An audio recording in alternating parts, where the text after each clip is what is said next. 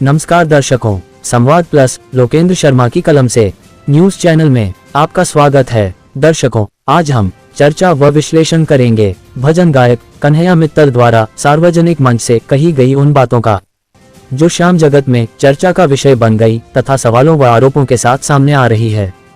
पिछले कई समय से श्याम जगत में देखा जा रहा है कि भजन गायक भजन कम गा रहे हैं, भाषण ज्यादा दे रहे हैं। भाषण के चक्कर में कई बार उनकी जबान तक फिसलती देखी जा रही है, जिसका सोशल मीडिया पर विरोध होते देख कुछ गायक बाद में लाइव आकर या तो खेद प्रकट कर रहे हैं या सफाई देते नजर आ रहे हैं। देखा जा रहा है कि कभी हिंदू मुस्लिम किया जा रहा है तो कभी इत्र प्रसाद गोटा साईं मौला जैसे विषयों पर बेलगाम वक्तव्य सार्वजनिक मंच से दिए जा रहे हैं।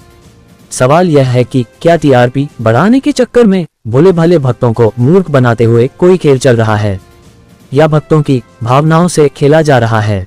कुछ सवाल जिन पर आज हम चर्चा व विश्लेषण करेंगे। क्या कन्हैया मित्तल पर धार्मिक भावनाएं भड़काने, जाति धर्म संप्रदाय को लेकर टिप्पणी करने पर कोई कानूनी कार्यवाही हो सकती है?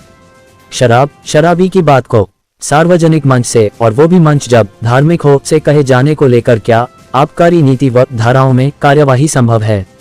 क्या भोग चढ़ाने, इत्र व गदा चढ़ाने को लेकर भक्तों को भ्रमित करने की बात पर कार्यवाही की जा सकती है? क्या कुछ संस्थाओं ने कन्हैया मित्तल को अपने यहाँ मंच प्रस्तुतिकरण हेतु प्रतिबंधित भी कर दिया है? क्या कन्हैया मित्तल को इन सभी बातों व सवालों का स्पष्टीकरण देना चाहिए? आज ऐसे ही कुछ सवालों पर हम आगे चर्चा करेंगे। पहले देखिए कन्हैया मित्तल के कुछ वीडियो जिन्हें लेकर श्याम प्रेमियों में बड़ा रोष है। ड्रिंक कर रखी है, फिर भी आशीर्वाद लेने आया, शुक्र कर सिर नहीं पाड़ रहा किसी का। खुश रहो भाई। शराब पी के आदमी सिर फाड़ता है कि पांव छूता है? ये शराबी नहीं है, पी इसने गम बुलाने के लिए है और कीर्तन में आया दर्द बुलाने के लिए है। क्या बात करते हो? वो देखो चला गया चुपचाप। तुम पीते हो पक्का दरबार में? गुड, छोड़ दे भाई, तू पीनी छोड़ दे। वादा करता है आगे से नहीं पिएगा? मेरी कसम खा, मेरी कसम खा। बोले आगे से नहीं पीऊंगा, नहीं पीऊंगा, पक्का नहीं पिएगा। इस वीडियो में कन्हैया मित्तल शराब पीकर आए एक व्यक्ति पर जिस प्रकार व जिन शब्दों में बात कह रहे हैं, उसके लिए यह उचित मंच है ही नहीं। ऐसी बातों पर वहां के आयोजक या प्रबंध में लगे सिक्योरिटी गार्ड को एक्शन लेना चाहिए। हालांकि कन्हैया मित्तल ने उक्त शराबी को इस व्यसन से दूर रहने की सलाह व आगे इस लत से दूर रहने का वचन भी लिया। फिर भी कन्हैया मित्तल इसलिए सही नहीं कहे जा सकते हैं क्योंकि वहां पर माँ, बहनें, बुजुर्ग, बच्चे सभी बैठे हैं। ऐसे में कई चीजें नजरअंदाज की जानी चाहिए या इशारों में इस तरह कहीं जानी चाहिए कि अर्थ भी निकल जाए और बयान विवादित भी ना बने। ब्लैक कमांडो किसके लिए ला रहे हो? जूते पहन के इस स्टेज पर है, जिस स्टेज के ऊपर इतने बड़े संत विराजमान है और जिस स्टेज पर बाबा महाराज हमारा विराजमान है, वहां पर जूते पहनकर आप बॉडीगार्ड लेकर आ रहे हो? क्या कर रहे हो? किसको हिंदुओं की परिभाषा समझा रहे हो आप? किसको हिंदुओं की परिभाषा समझा रहे हो आप?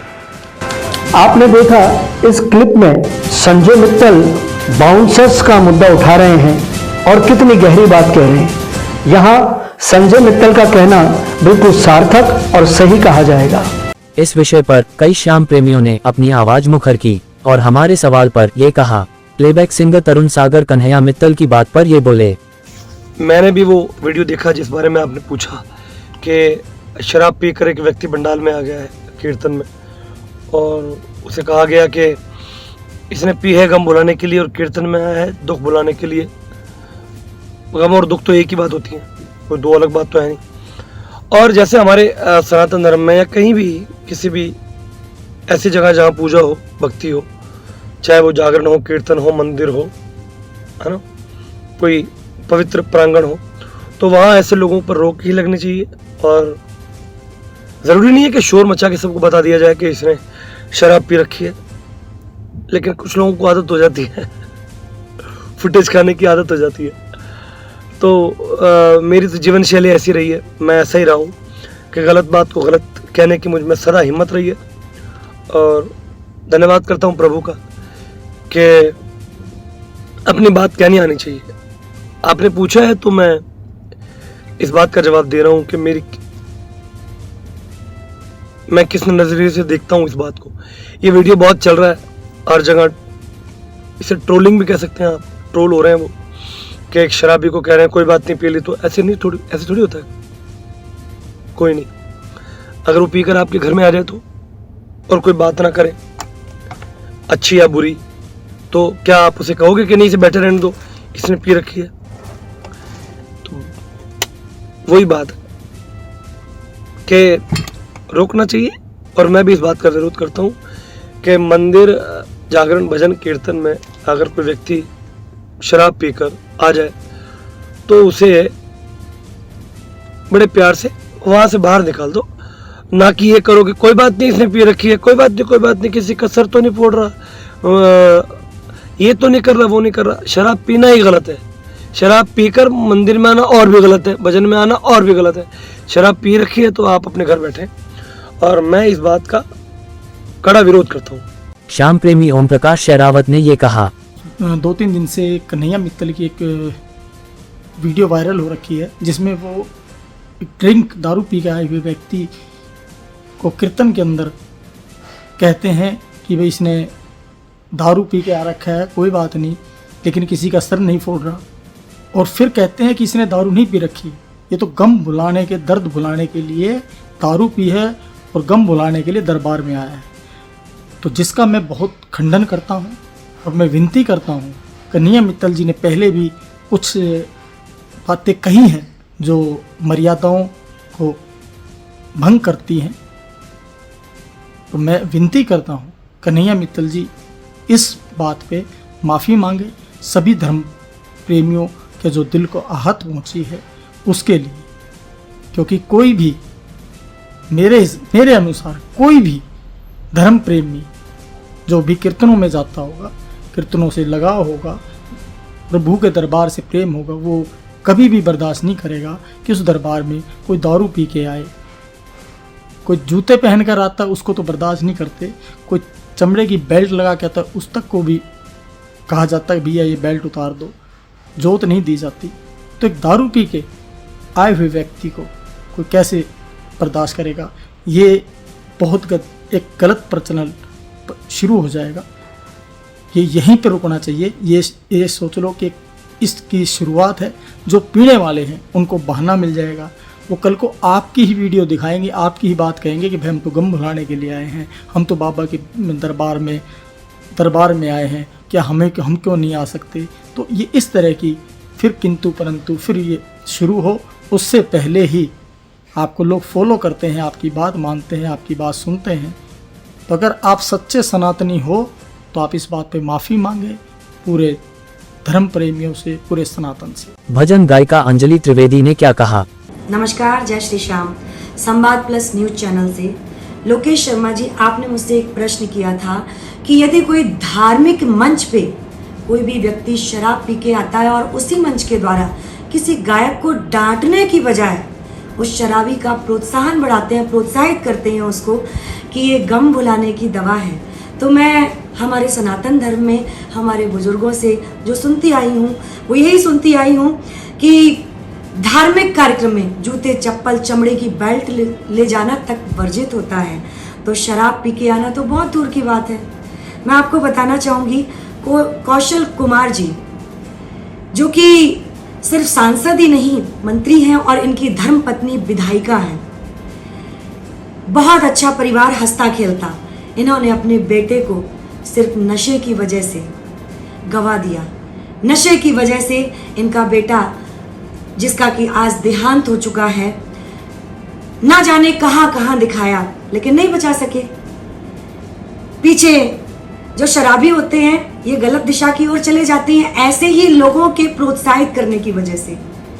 उनको नहीं समझ में आता है, वो सोचते हैं अच्छी चीज़ है, दवा के रूप में बताई जा रही है ये तो, लेकिन ये नहीं सोचते हैं आप गलत दिशा की ओर जा रहे हैं, आप पीछे छोड़ जाते हैं अपने माता पिता को बिलखते रोते हुए। तो मेरी ये एक छोटी सी प्रार्थना है, निवेदन है कि जो भी भाई गलत दिशा की ओर जा रहे हैं मत जाओ। अपने परिवार को देखो, अपने धर्म को देखो कि आप किस धर्म में आपने जन्म लिया है, आप उसके लिए सोचो। नशा करना ना आपके लिए अच्छा है और ना आपके परिवार के लिए अच्छा है, ये आप समझिएगा। मैं यही संदेश देना चाहूँगी। इस विषय पर एसएन प्रधान का ये है कहना। जय श्री श्याम। धर्म विरुद्ध बातें कर बार बार विवादों से नाता जोड़ना, ये शायद कन्हैया मित्तल जी की फितरत बन चुकी है। पहले भी इत्र के टोटके बताकर खाटू मंदिर की स्थिति को खराब करना और उसके बाद अब एक शराब पिए हुए व्यक्ति का गुणगान करना, ये केवल और केवल एक विवादित और धर्म विरुद्ध बात है।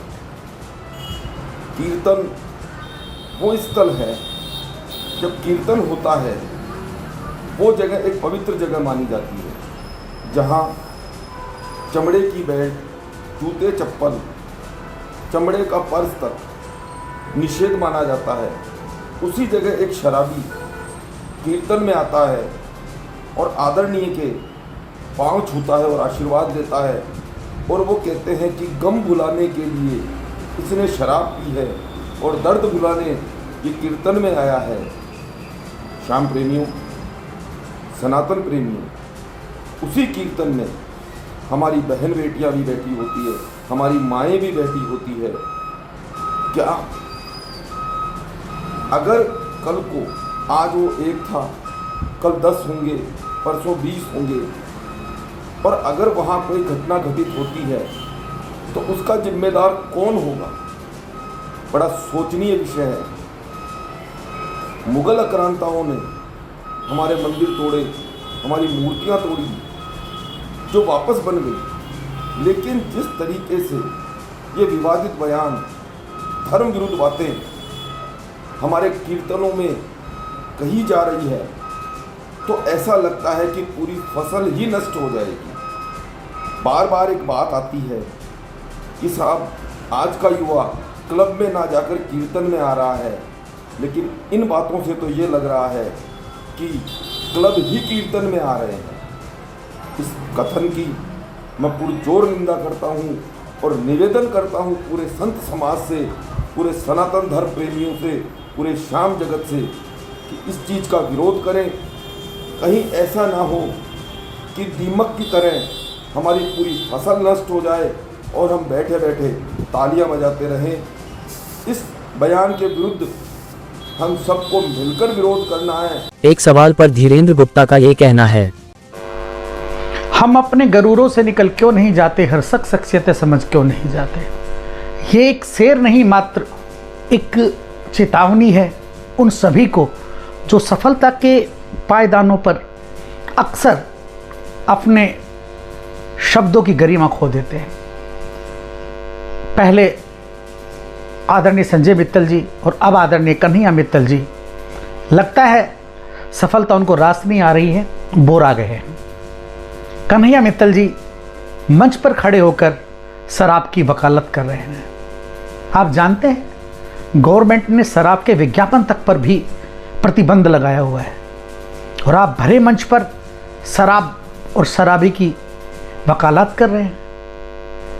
महोदय, कभी आप मौला, कभी अल्लाह की बात करते हैं, कभी राम की बात करते हैं। हमारा श्याम जगत धर्मनिरपेक्ष रहा है। भाई लियाकत अली के द्वारा गाई हुई आरती श्याम मंदिर की शान हुआ करती थी। आज भी निजाम भाई हमारे यहाँ जब ढोलक बजाते हैं तो लोग दांत ठोकने में पीछे नहीं रहते हैं। उन्होंने श्याम जगत को आत्मसात कर लिया है, श्याम परिवार को आत्मसात कर लिया है, श्याम परिवार के सदस्य हो चुके हैं। और आप जरा भी अपनी बात पर नहीं ठहरते। कल तक आप राम की बात कर रहे थे, उसके बाद आदरणीय बड़े भाई सलीम जी को घर पे बुलाकर आप उनके साथ होने की बात करते हैं। महोदय, सफलता ज़्यादा दिन नहीं रुकती है। उम्र के इस पड़ाव पर मैंने भी बहुत से कलाकारों को देखा है जो कभी सफल थे, लेकिन आज लोग उन्हें पूछते तक नहीं हैं। वक्त है आप समझ जाएं, ये हमारा परिवार है। इस परिवार की एकता अखंडता को बना रहने दें। शब्द तब तक शब्द होते हैं जब तक वो गरिमा ना खोएं।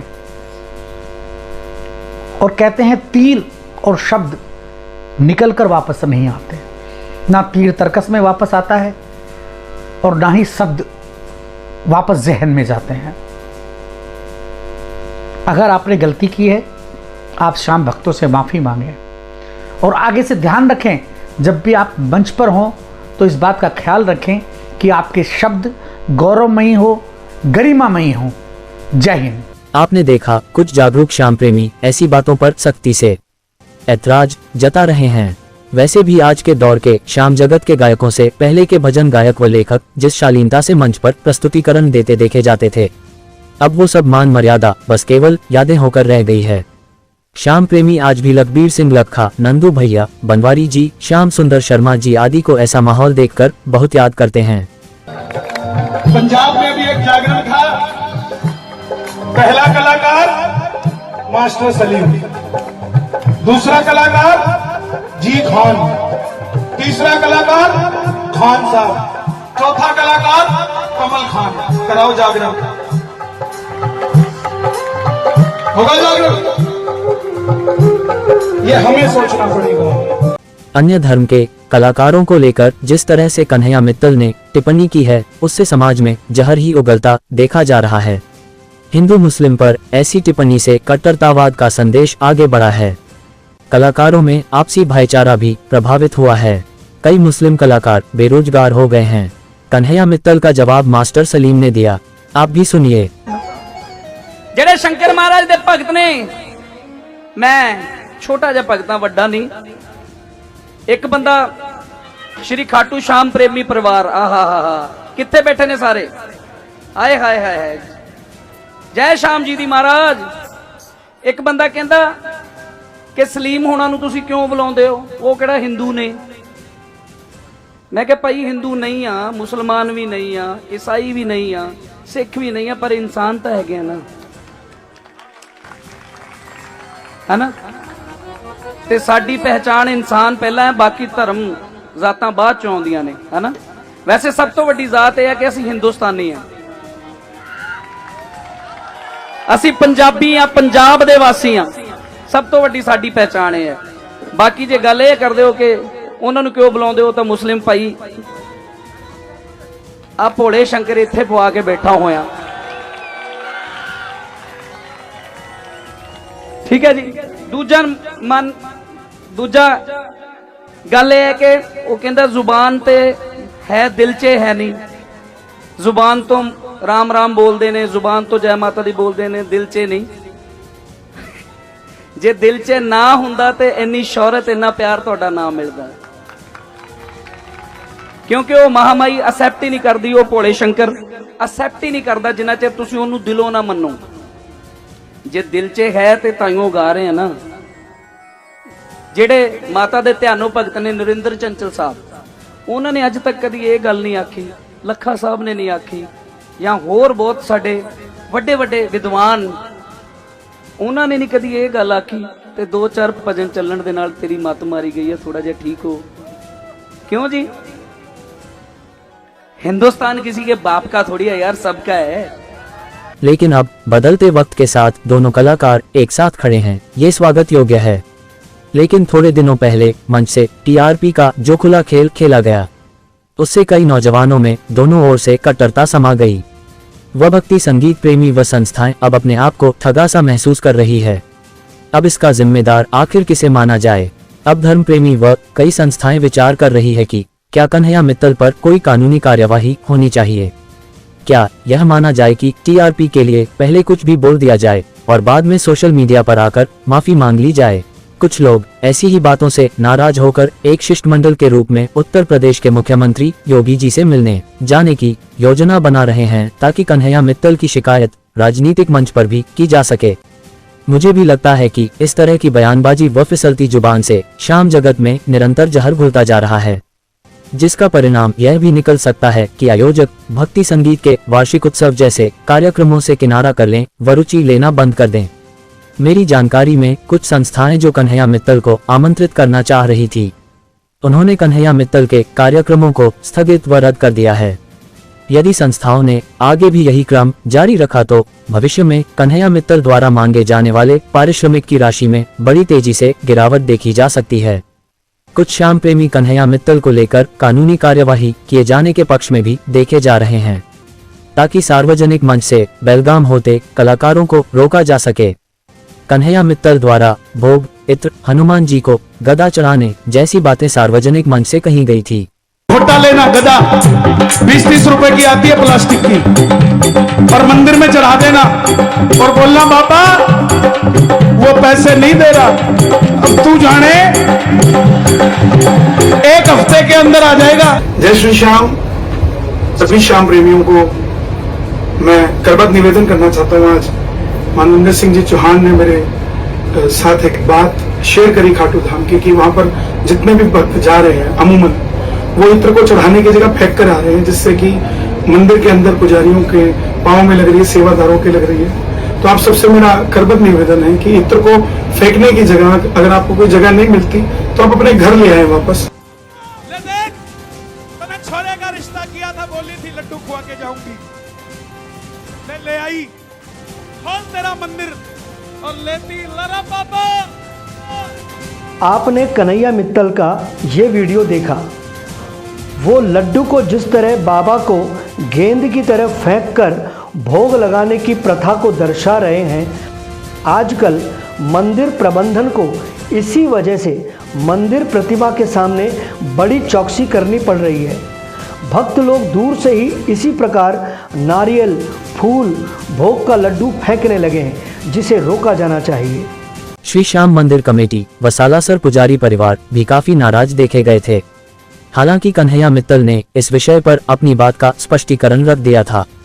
फिर भी बार बार फिसलती जुबान को लेकर कुछ जागरूक धर्म प्रेमी अब रुकते नहीं देखे जा रहे हैं और कानूनी कार्यवाही किए जाने के पक्ष में है। मुझे भी लगता है कि भविष्य में यदि कन्हैया मित्तल इसी तरह से धार्मिक मंचों का सौहार्दपूर्ण वातावरण बिगाड़ते रहे या दुरुपयोग करते रहे तो उन्हें कानूनन बड़ी कीमत चुकानी पड़ सकती है। मेरा तो उनसे आग्रह है, भजन गाने का काम है, खूब अच्छे अच्छे भजन गाए व सुनाएं, भक्तों को आनंद का रसपान कराएं व विवादित बयानबाजी से दूर रहे, तथा जो लोग सवाल कर रहे हैं, आरोप लगा रहे हैं, कार्यवाही करना चाहते हैं, उन्हें सही संदेश प्रसारित करके इन विषयों का जल्द ही पटापेक्ष करें। आज बस इतना ही। शीघ्र मिलते हैं एक नए विश्लेषण के साथ। तब तक आप देखते रहिए संवाद प्लस न्यूज चैनल।